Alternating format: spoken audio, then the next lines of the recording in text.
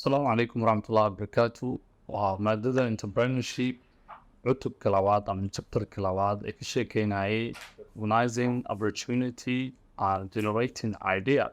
Sidee fursad suuqa ka jirta loo ogaadaa, fikir cusubna loo abuuraa. Qaybta hore waxaan kusoo baranay opportunity waxa loo yaqaano iyo qualitiska ay leedahay. qaybta labaadna waxaan ku sharaxaynay 3 ways of generating an idea oo ah saddexda qaab ee lagu abuuri karo fikrad. waxaan kasoo hadalnay qaybta koowaad oo ahayd observing trends, isbedelka jira inaan la socono. isbedelka waa soo sheegay waxaa laga fiiriyaa dhinaca dhaqaalaha iyo waxaa laga fiiriyaa dhinaca siyaasadda iyo dhinaca technology-ga. haddaba qaybta labaad haddii aan ku celiyo 3 ways of generating idea, saddex ay ahaayeen observing trends, solving problem iyo finding gap in the marketplace. qaybta labaad marka waxaan ku bilaabaynaa solving problem. idea marka abuurayso mid ugu fiican oo problem jira inaad xaliso, inaad inta bulshada dhex gasho caqabado haysta ama problem haysta inaad xaliso.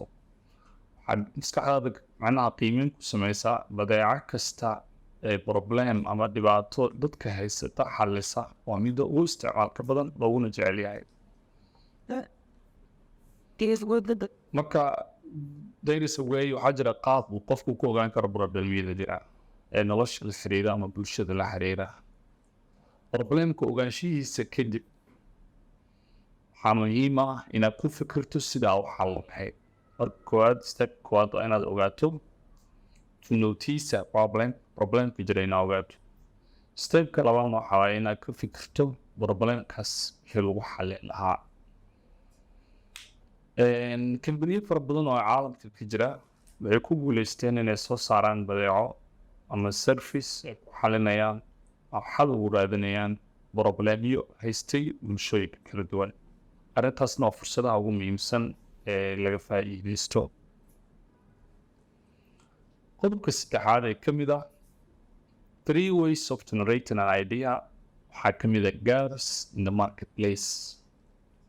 gaps in the marketplace.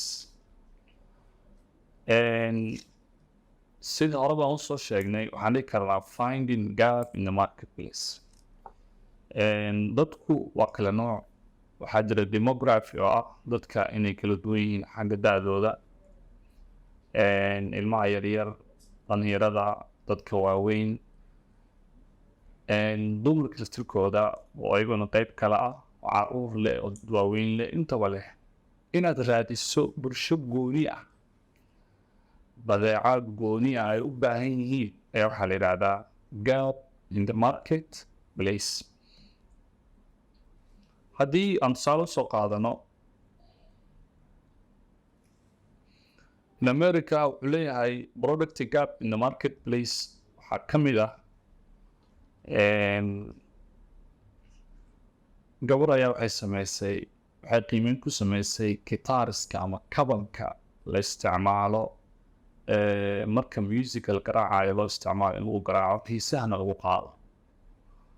kabanka inta badan wuxuu applicable ku yahay ama uu ku habboon yahay in isticmaalaan ragga.